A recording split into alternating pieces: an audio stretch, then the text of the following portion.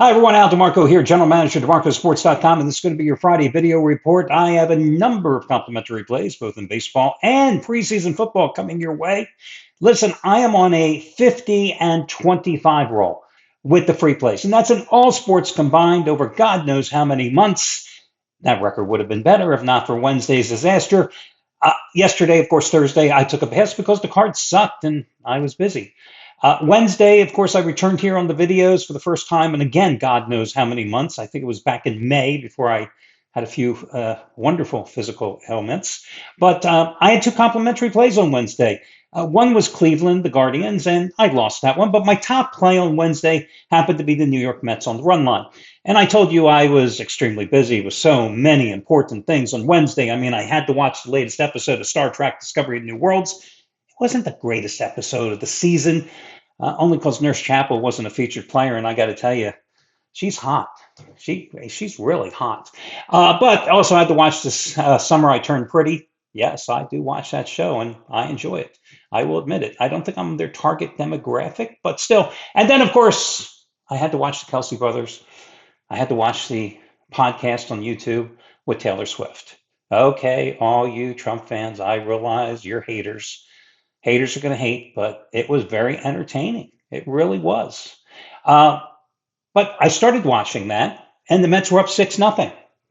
And then they gave up 11 unanswered runs. And that's why the Mets are not going to win anything. And Steve Cohen and David Stern, their general manager, it's almost like they assembled this team as if they were playing fantasy baseball.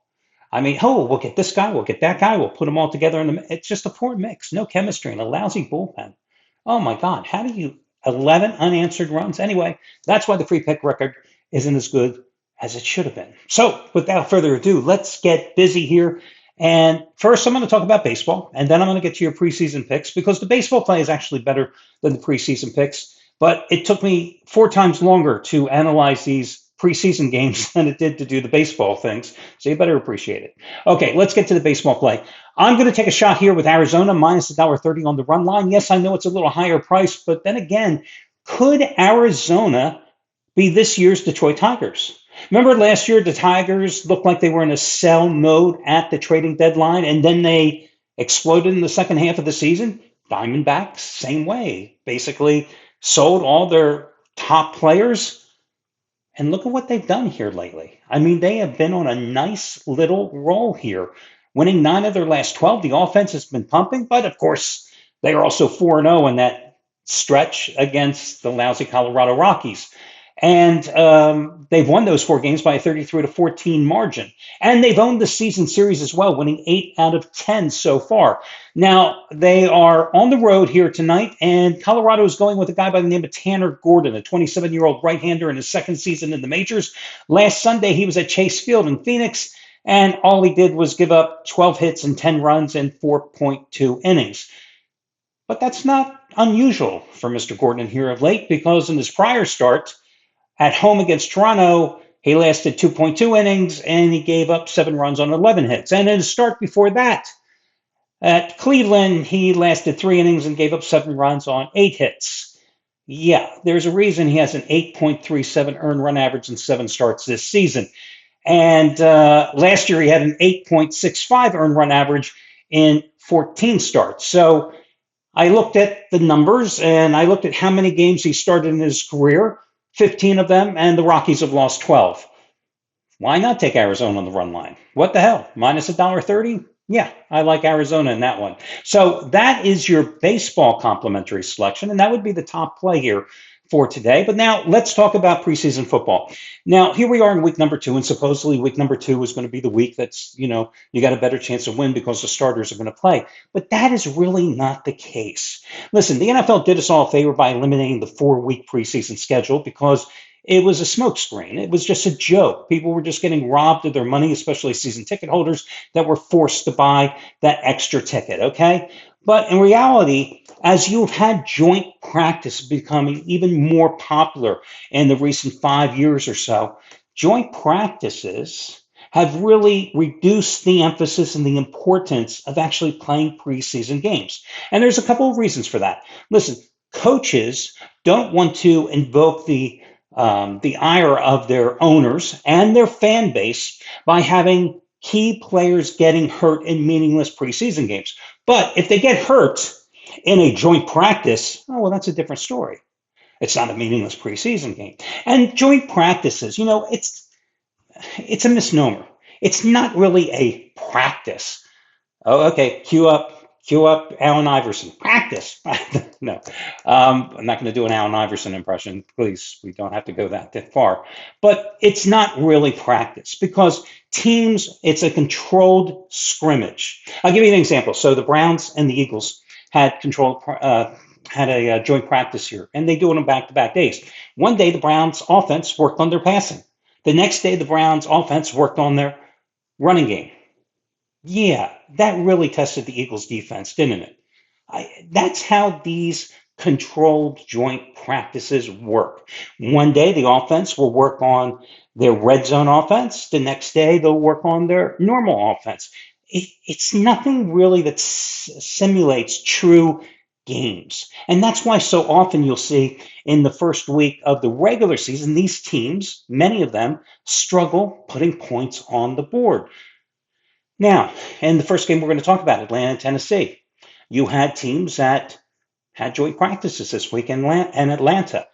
It also is kind of ironic that in week number 1 of the preseason last week, only 6 teams scored 10 or fewer points. Ding, ding, ding. The Falcons and Titans were among them. Do you find it funny that Tennessee is a 3-point road favorite in this contest? Interesting. Now, Brian Callahan, the Tennessee head coach, says that his starters are going to probably play a couple of series. Atlanta's not going to be playing Michael Penix Jr. or Kirk Cousins here. Is that why the Titans are favored? Absolutely. Now, Cam Ward played a couple of series last week in the opener for the Titans where those 2 series carried him into the second quarter. And I mean, he was 5 for 8 for 67 yards. But remember, Cam Ward is going to see a couple series maybe tonight. His 2 top wide receivers, Cam Ridley and Tyler Lockett, that was announced a couple of hours ago. They're not playing tonight. The defense for Tennessee couldn't get off the field last week against Tampa. It was 20-7 loss. The defense allowed 178 yards rushing.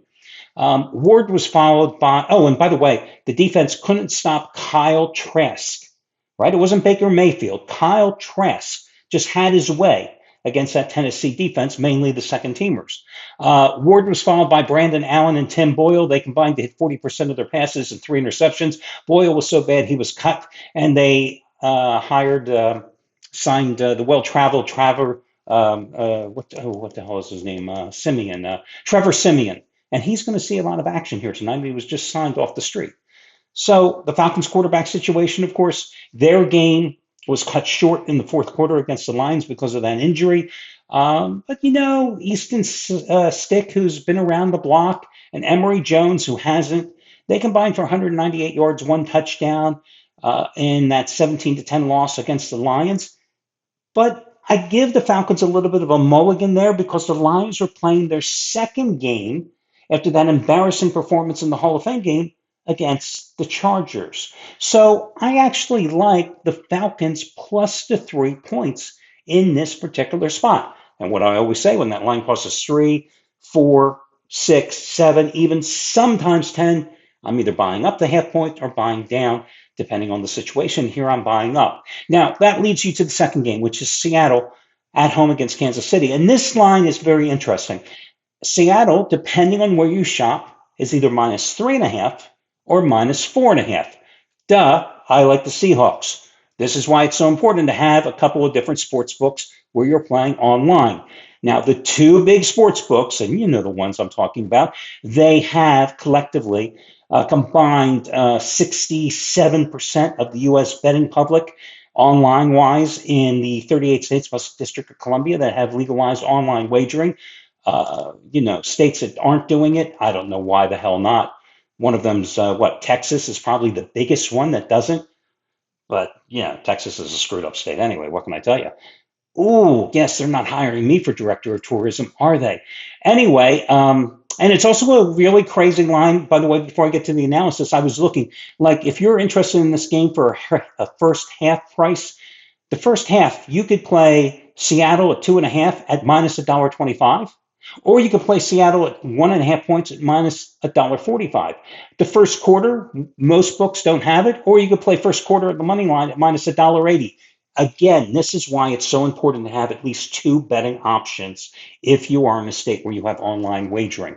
Now, it's supposedly going to rain all day here in Seattle, so you're looking at a soggy field. The Seahawks are going to probably play their starters at least 1 to 2 series in here. And then Sam Darnold is going to give way to Drew Lock and Jalen Mills, who looked pretty good here last week. Andy Reid said that Patrick Mahomes and Travis Kelce are probably not going to play.